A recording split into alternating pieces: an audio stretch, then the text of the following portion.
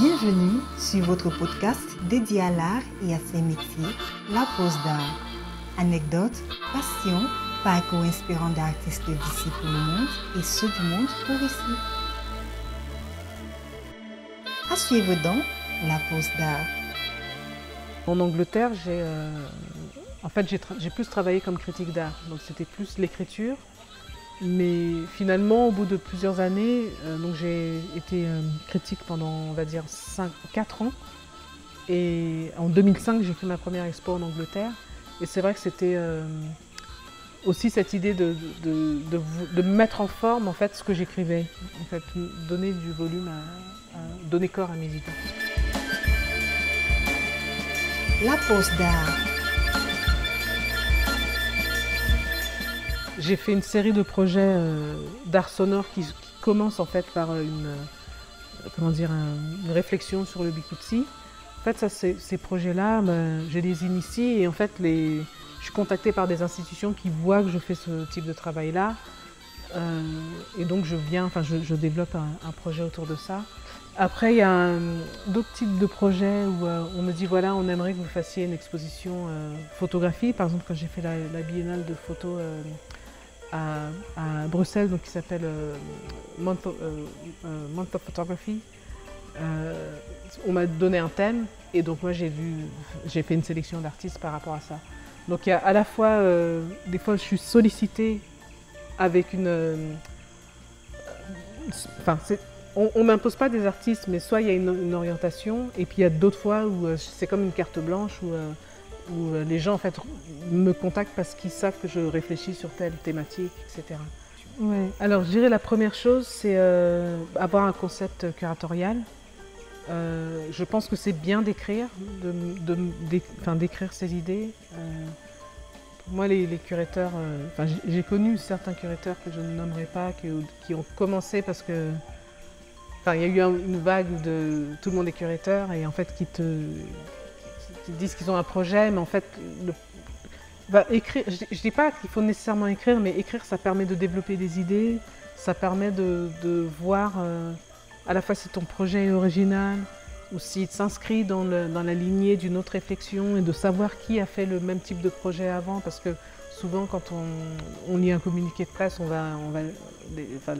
la personne du marketing qui s'occupe de cette exposition va dire « c'est la première fois qu'on monte cet artiste » ou « c'est la première exposition qui traite de ça ». Et moi, en tant qu'historienne de l'art, souvent je vais dire « non, en fait, il y avait une exposition il y a 10 ans ou il y a 15 ans » et en fait, il y a une sorte d'amnésie dans la pratique curatoriale qui m'agace parfois. Donc, je pense que écrire, c'est important, connaître ses références. Après, c'est à la fois jongler entre l'espace dans lequel on va faire l'exposition, qui détermine le nombre d'artistes qu'on peut avoir, le type d'œuvre qu'on peut montrer, et le dialogue qu'on peut avoir avec les artistes, de manière à ne pas être trop prescriptif, c'est-à-dire qu'on peut approcher un artiste en disant « voilà, je fais une expo sur ce thème-là », soit l'artiste a une œuvre qui existe, soit l'artiste veut créer une nouvelle œuvre. Il faut être assez flexible en fait pour accommoder à la fois ce que l'artiste veut, et tout en faisant en sorte que l'intégrité de l'œuvre d'art soit respectée et en même temps jouer avec les contraintes financières, les contraintes de l'espace physique dans lequel on fait une exposition. Donc en théorie, il y a des étapes très claires, mais en pratique, on négocie, c'est touch and go, on doit jauger en fait comment un projet est réalisable. Je dirais une chose importante, c'est toujours être clair. Donc quand on approche un artiste, toujours être clair si on est à l'étape de réflexion d'un projet, enfin de réflexion sur un projet, c'est-à-dire dire à l'artiste, ne pas soulever en anglais on dit raise expectations. Voilà, ne pas donner de faux espoirs à un artiste, bien dire voilà, c'est pas encore 100% sûr, on en est à la période de réflexion, etc. En même temps, parce que quand on contacte les artistes veulent savoir quelles sont les conditions de participation à cette exposition, donc voir avec l'institution en fait qu'est-ce qu'elle offre à l'artiste et donc être toujours transparent. Moi je pense que c'est important d'être transparent parce que de toute façon si on ne l'est pas, les choses sortent à un moment donné, donc je pense qu'il faut respecter les artistes. Et en même temps, parfois c'est pas facile de gérer les institutions parce qu'elles ont un agenda, elles ont pas un planning, mais elles ont comment dire, une idée derrière comment, j'arrive pas à dire en français. Elles ont un objectif en fait. C'est-à-dire quelqu'un va t'inviter à faire un projet, mais peut-être son agenda, comme on dit en anglais, ça va être ah, il faut qu'on ait une exposition de femmes, ah, il faut qu'on ait une exposition de noirs. Tu vois, donc voir ça en fait, négocier pour que, en tant que curateur ou curatrice, notre intégrité aussi soit protégée. Parce que par exemple, une institution peut te dire voilà, on est financé par un tel et tel bailleur de fonds demande qu'on mette un artiste de tel pays ou qu'on mette tel artiste, etc. Donc il y a ça voilà. Et en général, moi je fais tampon, c'est-à-dire que j'épargne aux artistes en fait toutes les complications de travailler avec des institutions. Aussi clarifier avec l'institution qu'est-ce qu'elle offre à l'artiste. Quand on a fait IA Photo en 2016, j'avais été contactée par un musée dont je tairai le nom, qui était intéressé pour reprendre cette exposition, qui est un grand musée. Mais à l'époque, j'aurais dit, voilà, donc si vous reprenez cette exposition, vous payez les tirages, mais les tirages ne vous appartiennent pas. Et je voudrais que vous invitiez les artistes et que vous leur payiez des droits de monstration, etc.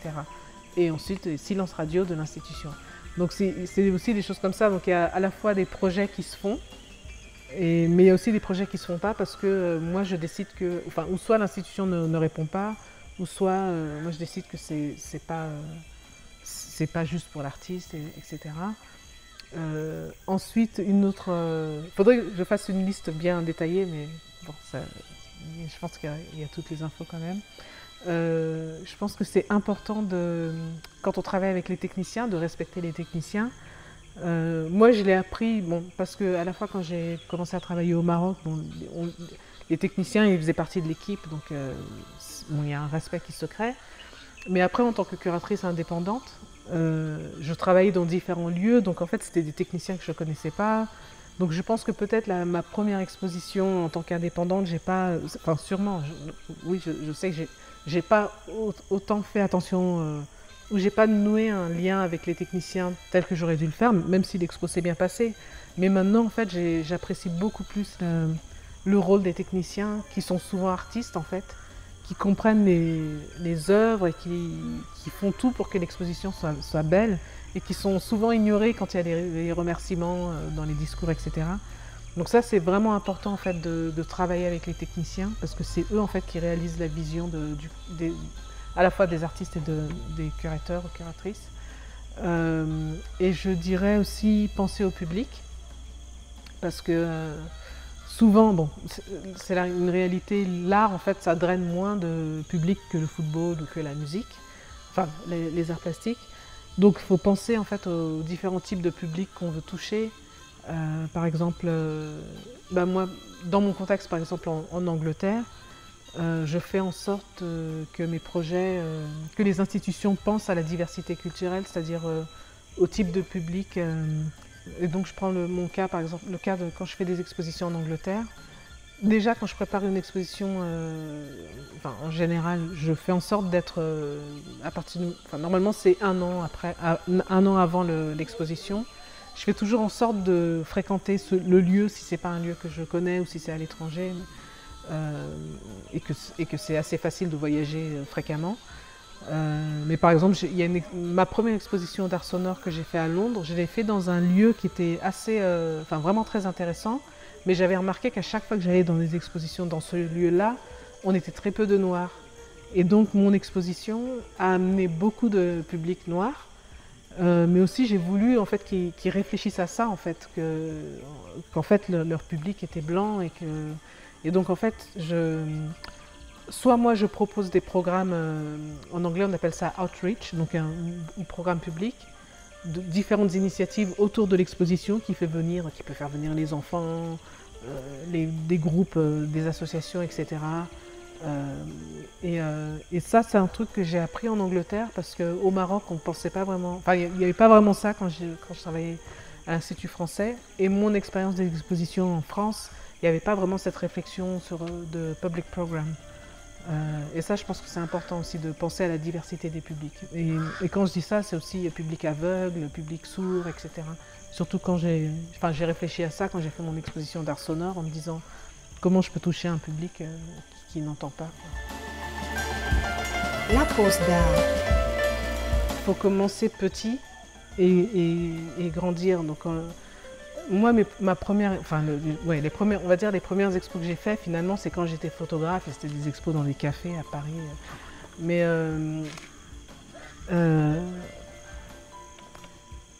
je pense que, je dirais, j'ai peut-être eu la chance dans mes premiers projets, j'ai toujours eu des partenaires en fait qui venaient me voir. J'ai souvent été, je pense qu'il n'y a qu'une seule fois que j'ai approché une institution pour faire un projet.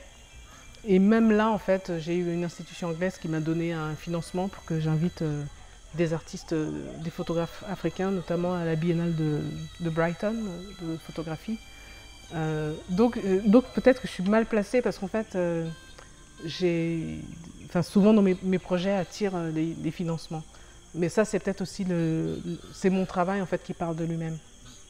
Ceci dit, effectivement, il y a des contextes comme au Cameroun ou au Maroc où c'est un peu plus compliqué. En fait, le commissariat, c'est vrai que on fait à la fois un travail curatorial, un travail artistique entre guillemets, mais il y a toute cette partie networking, savoir en fait quelle institution soutient tel type de projet. En fait, c'est toujours, je pense que même quand on est au haut niveau, l'argent c'est toujours un problème de toute façon. Et moi, en fait, dans ce que j'essaie de faire, c'est de développer des partenariats où, par exemple, je vais dire à l'institution, on ne vous demande pas nécessairement de l'argent, mais vous pouvez offrir quelque chose en nature. Je ne sais pas, ça peut être prêter des écrans, des écrans pour une projection, ou des projecteurs. Quand on fait des demandes de fonds, il faut essayer de comprendre l'institution, de savoir quel est le agenda de l'institution, c'est-à-dire quel type de projet ils financent ou quel est leur angle d'approche et dire voilà, peut-être il y a une artiste qui travaille sur telle thématique et les contacter, savoir en fait les institutions ont soit un site internet qui explique comment faire une demande de fonds et je pense vraiment dans ce milieu-là, c'est beaucoup de networking, c'est aller aux expositions. Donc j'encourage en fait, justement si c'est des étudiants qui vont écouter ce podcast, à aller à toutes les expositions et ne pas juste aller aux expositions de ses amis, mais d'être vraiment là en fait. Et ça permet aussi aux expositions de rencontrer, de voir en fait que tel projet a été financé par tel et tel. Et en général au vernissage, il y a les partenaires, donc créer des liens en fait, parce qu'en fait le financement c'est à la fois des demandes de fonds assez froides et neutres qu'on écrit, qu'on remplit sur internet, etc. Mais c'est aussi le fait d'avoir le contact avec ces institutions. Par exemple, là, pour la Biennale de Casablanca, c'est moi qui ai initié tous les partenariats internationaux. Donc on a un partenariat avec le FRAC, ils me connaissent depuis des années, l'Institut français qui me connaît depuis des années. Et donc en fait, ils savent, en fait, par exemple, l'Institut français ne nous a pas soutenus à la première édition que j'ai faite à Casablanca. Mais la personne est venue, a vu le projet et donc quand on a fait une deuxième demande, on a eu un financement. Et aussi peut-être, en parlant de ça, je dirais ne pas se décourager. Si on n'a pas un financement d'une institution une première fois, ça ne veut pas dire qu'on n'aura jamais un financement de cette institution. Et peut-être, je devrais dire aussi qu'il y a, peut-être parce que j'ai un peu plus de moyens maintenant, mais il y a des projets que je finance moi-même, il y a des artistes parfois que je soutiens pour de la production. La pose d'art. Quand j'ai commencé ce travail de curatrice en tant qu'indépendante, je me suis dit en fait je dois prendre le même type de risque qu'un artiste va prendre. C'est-à-dire qu'un artiste il se lance dans son art et il croit en son art et il croit que ça va rapporter quelque chose. Pas juste parce que de manière vaine, c'est-à-dire vain in English. En fait je mélange mes mots. Pas juste pour l'appât du gain, mais parce qu'on sait que c'est un projet qui tient la route. Et je pense qu'en tant que curateur ou curatrice, c'est aussi ça, il faut se lancer. Toujours avoir un plan B aussi, se dire, voilà, si je n'ai pas les financements, comment je peux faire pour faire ce projet-là sans argent Et il y a toujours quelqu'un qui verra ce qu'on fait. Et puis je pense qu'il y a aussi communiquer sur les projets, donc le fait d'avoir créé un blog ou un site. Un blog, enfin les blogs en général ils sont gratuits, donc ça permet... Moi j'ai commencé en fait par avoir un blog, j'écrivais sur mon blog et j'ai été beaucoup contactée pour écrire d'autres articles, pour faire des expositions parce que les institutions avaient vu ce que j'avais mis dans mon blog. Maintenant mon blog il est transformé en un site internet. J'ai étudié l'histoire de l'art et quand j'ai commencé à travailler, en fait j'écrivais pour Africulture. Parce que comme je disais, j'ai contacté en France tout ce qui avait une connexion avec l'Afrique. Et donc pour eux, j'étais critique d'art. Enfin, en fait, j'ai commencé quand j'étais en Angleterre, donc j'étais correspondante pour les arts visuels en Angleterre. En fait, critique d'art, c'est une position qui est très difficile. Parce que si tu es vraiment critique, je me rappelle quand je faisais mes recherches pour mon mémoire de maîtrise sur Gérard Sekoto, il y a un artiste qui s'appelle Gavin Yanches, qui est encore vivant, qui est artiste et curateur. Et je lui disais, mais en fait, Gavin, tu t'y connais beaucoup et tout sur tous ces artistes, pourquoi tu n'écris pas? Et il me dit, en fait, si j'écrivais sur ces artistes, je les perdrais comme amis. Parce qu'en fait, quand tu es critique, tu dois vraiment essayer d'être objective. En fait, maintenant que je fais du commissariat, je n'écris plus comme critique parce que c'est toujours un peu délicat quand on fait du commissariat d'être critique, de critiquer les expos des autres parce que ça sous-entend que mes expos à moi sont au-dessus de la critique. Et donc ça me met dans une position un peu ambivalente, donc j'écris plus vraiment comme critique mais plus comme historienne de l'art. Et en fait, ce qui est intéressant, c'est que en général, j'écris et je relis pas ce qui est publié. Peut-être que je relirai dans 10 ans ou dans 20 ans. Mais des fois, bon, comme je sais ce que j'ai écrit, des fois je me dis peut-être que j'ai été trop fort là, ou peut-être que maintenant j'ai un peu plus d'empathie. Mais en tout cas, je pense que c'est important d'apporter un regard critique parce que je pense que, en tout cas dans l'art contemporain africain, je dirais, je ne veux pas dire des noms d'artistes ou tout ça, j'ai pas un artiste ou une artiste particulièrement en tête, mais je pense que c'est important pour les artistes d'avoir un retour critique sur leur œuvre. Non pas que ce soit pour dire des choses négatives, mais pour que ce soit constructif en fait. Par exemple, si je prends le cas d'une exposition, en général on va prendre donc le texte du curateur, donc le curatorial statement, la note d'intention, et comment c'est reflété dans l'exposition. Est-ce que l'exposition reflète ce que le curateur dit, ou est-ce que c'est un discours forcé? Enfin, tout d'abord, c'était de visiter l'exposition sans le texte, parce que j'aime bien en fait être au contact de l'art sans la médiation écrite. Et donc ensuite lire le texte curatorial et voir par exemple comment l'exposition est présentée, est-ce que ça apporte quelque chose de nouveau, notamment dans le cas de l'art contemporain africain, parce qu'il y a une sorte de surenchère marketing. On oublie parfois ce qui a été fait avant, donc en fait, l'exemple que je disais, c'est la première fois qu'on traite de ce thème, c'est le plus grand nanana. Par exemple, on a eu un coup Malik Sidibé, c'était le père de la photographie africaine, un coup c'était Seydou Keïta qui était le père de la photographie africaine, donc c'est lequel finalement. Donc c'est ce type de discours en fait que j'analyse, et puis ce que j'analysais aussi c'était le discours aussi dans le contexte. Voilà. Et puis quand par exemple c'était une institution, c'était quel type de public ça touchait, ou qui était exclu. Par exemple j'ai écrit un texte assez critique sur le symposium Black Portraiture qui a eu lieu au musée du Quai Branly à l'école des Beaux-Arts, je crois que c'était en 2011 ou quelque chose comme ça. Et mon texte était assez critique parce qu'en fait ce symposium qui parlait du portrait noir, qui était organisé par des Américains, n'incluait pas, ou vraiment très minoritairement, les voix noires parisiennes, alors que l'événement avait lieu à Paris. Et que j'étais assise et qu'à côté de moi, il y avait quelqu'un comme Pascal Obolo qui pouvait être une personne qui aurait pu intervenir, et d'autres artistes qui étaient là. En fait, si c'est par exemple une exposition d'un artiste, moi, je me réfère à la pratique de l'artiste. En général, je préfère parler aux artistes, surtout les artistes vivants. Je trouve que c'est important de parler aux artistes. Et à la fois, ce que j'ai appris en grandissant avec des artistes, c'est qu'il y a à la fois ce que l'artiste dit et puis il y a ce que l'œuvre dit.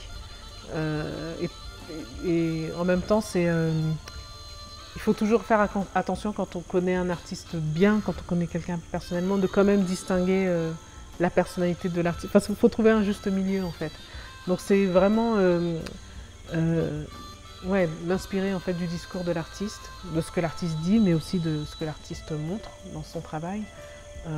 Et je contextualise par rapport aux œuvres, enfin par rapport à l'histoire de l'art. Et en fait, même en tant que critique d'art, l'histoire de l'art reste un référent pour moi parce que ça me permet en fait de situer le travail d'un artiste et de savoir si cet artiste fait quelque chose de nouveau ou s'inscrit dans la lignée d'un courant ou d'une esthétique ou d'une thématique qui existait déjà. Est-ce que cet artiste reconnaît, acknowledge, c'est-à-dire a conscience, parce que parfois il y a des artistes qui créent mais qui ne savent pas que ce qu'ils ont fait, quelqu'un d'autre l'a fait avant, et donc est-ce que cet artiste ne le sait pas parce que c'est un artiste qui ne fait pas de recherche donc voilà, c'est des choses comme ça que... La pause d'art.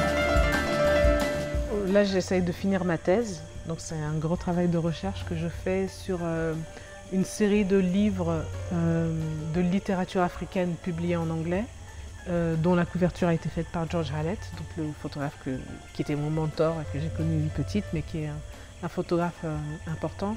Et je m'intéresse en fait au lien entre l'image et les processus de création de l'image et le récit de ces différents romans d'auteurs africains très connus. Il crée des scènes symboliques d'un moment du roman, et c'était souvent avec des personnages qui étaient des exilés sud-africains, dont des artistes sud-africains. Et donc je fais le lien entre la vie de l'artiste sud-africain qui est en exil en Angleterre et qui interprète un personnage d'un livre écrit par un auteur africain. Donc c'est un peu... il y a une sorte de boucle comme ça. Voilà. Et là, le projet qui me tient à cœur, c'est le projet où nous sommes, ici, donc à Bikoka, à Lolodorf, parce que c'est à la fois là où mon père est né et avec qui je n'ai pas grandi. Donc quand il y a eu le Covid et que notamment le photographe sur qui je fais mon mémoire de maîtrise est décédé, donc ça a été assez douloureux et ça m'a fait réfléchir à mon père avec qui j'ai pas grandi, mais je savais qu'il était vivant, je savais qu'il habitait au Cameroun. Lui, ce qu'il souhaite, c'est que ses enfants reviennent au pays. Et donc moi j'ai commencé à m'intéresser en fait à l'endroit d'où il venait et j'étais intriguée par le nom Lolodorf parce que je savais que Dorf c'est village en allemand. Et du coup j'ai commencé à faire des recherches sur Lolodorf et donc il y a... à la fois on est ici à Bikoka, on est en milieu rural. Mon père en fait on a beaucoup communiqué par WhatsApp pendant 1 an où il me parlait des plantes médicinales et du coup j'ai été très intriguée par ça, par les plantes. Et j'ai été invitée par un duo anglais pour faire une collaboration en Allemagne qu'on a fait en ligne parce que c'était pendant Covid, où il explorait justement cette question d'extraction de nos plantes vers l'Allemagne. Et du coup j'ai fait le lien avec Lolodorf et j'ai voulu en fait exploiter ça ou explorer ça comme terrain de recherche, mais c'est à la fois un projet personnel et à la fois un projet collectif qui touche à l'histoire collective du Cameroun, de la colonisation allemande en l'occurrence, et puis par la suite de la colonisation française pour le territoire où nous sommes. Et comme je m'intéresse aussi, comme Anne-Marie Ndiaye est née à Bibia qui est à côté, donc il y aura un volet Bikutsi aussi. Et voilà, pour moi c'est comme un réenracinement, rerouting comme je dis en anglais, ici à Lolodorf, là où mes ancêtres sont nés et sont enterrés.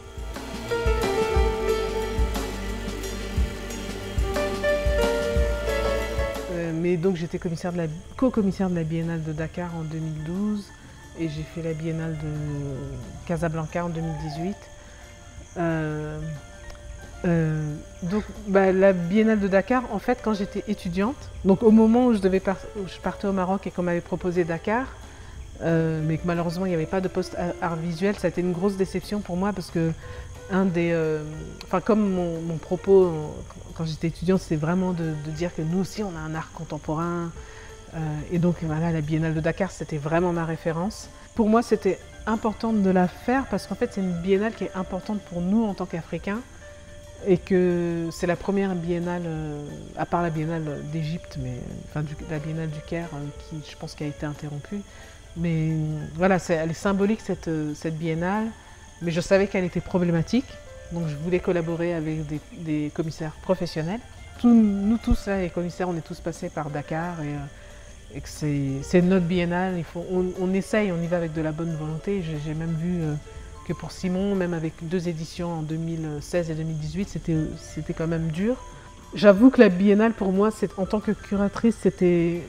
Tout l'événement festif, c'est un peu flou pour moi parce que j'étais vraiment concentrée sur toute la logistique, tous les problèmes qu'on a eus. C'est quelque chose d'important, mais pour moi, c'était pas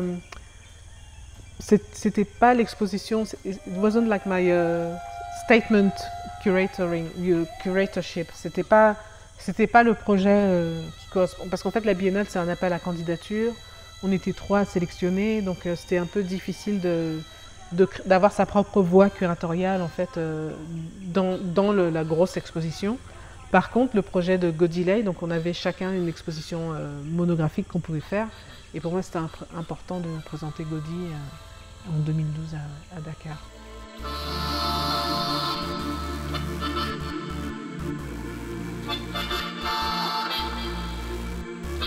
La pose d'art. À Casablanca, c'était vraiment compliqué parce qu'en fait, on n'a pas de soutien. Enfin, à la différence de Dakar, qui a tout le soutien institutionnel et du gouvernement sénégalais, du ministère de la Culture, à Casablanca, c'est une initiative indépendante.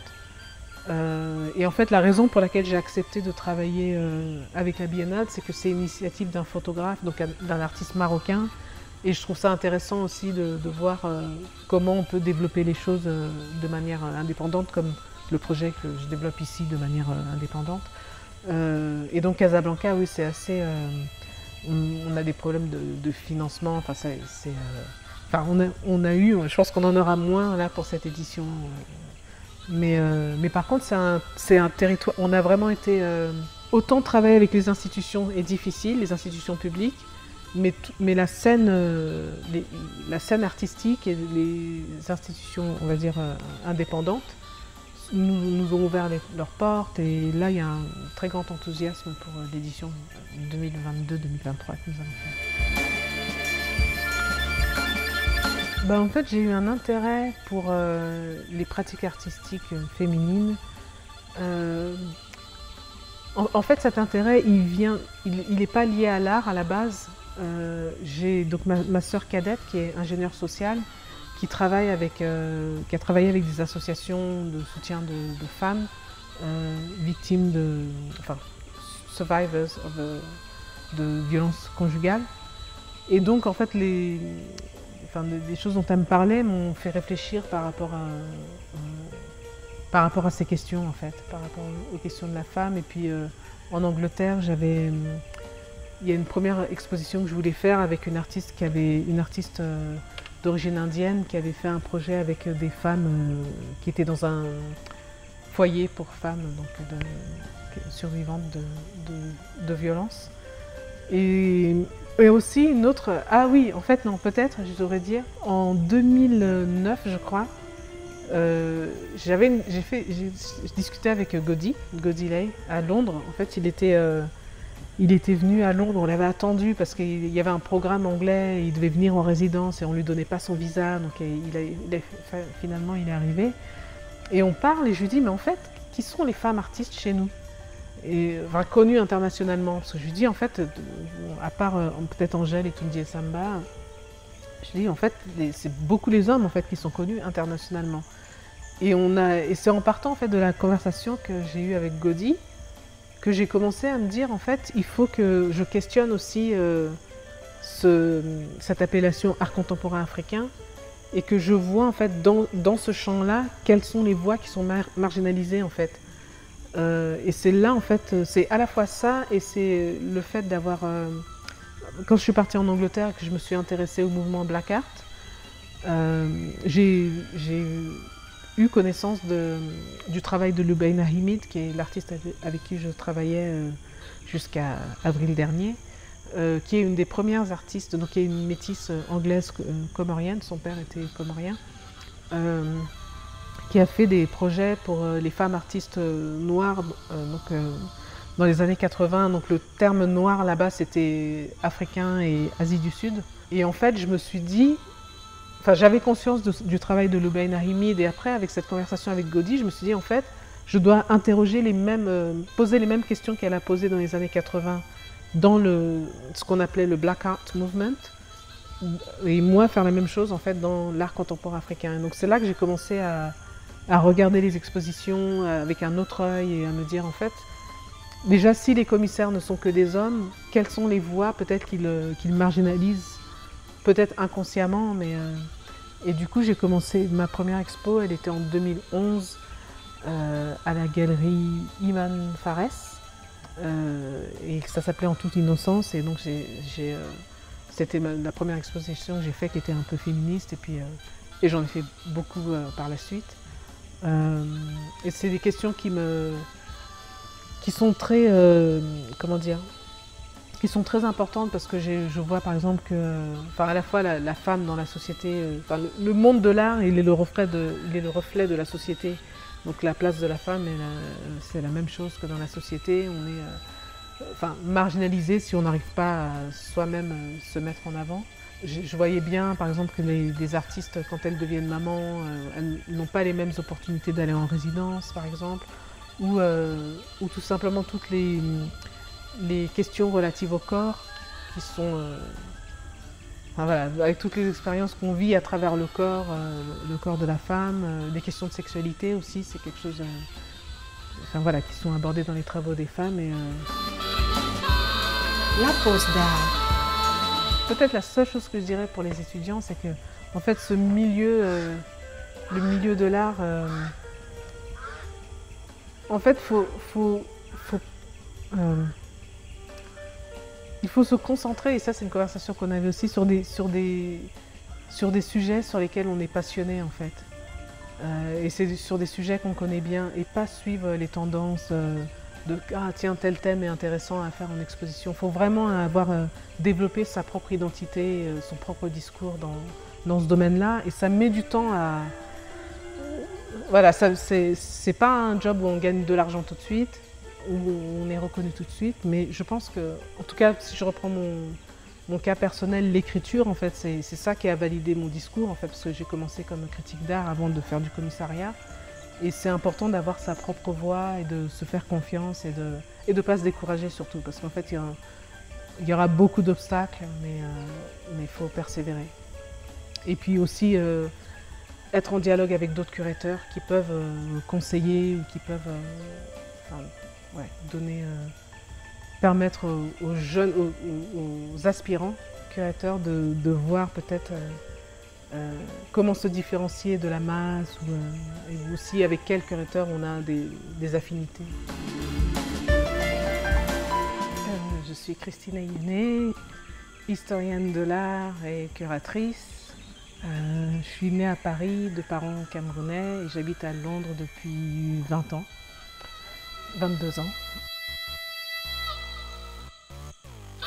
Merci à vous d'être si nombreux à nous écouter. Nous vous donnons rendez-vous la semaine prochaine pour aller à la découverte d'une histoire intimement liée à l'art. La pose d'art est une idée d'Yvonne Gassam. Voix off, Solange Nembe. Musique, Tumo. Mixage, Ralin Gangmo. Réalisation, Yvonne Gassam. La pose d'art est un podcast produit par African Entertainment avec le soutien du laboratoire de théâtre de Yaoundé, Otni et de Satek Records.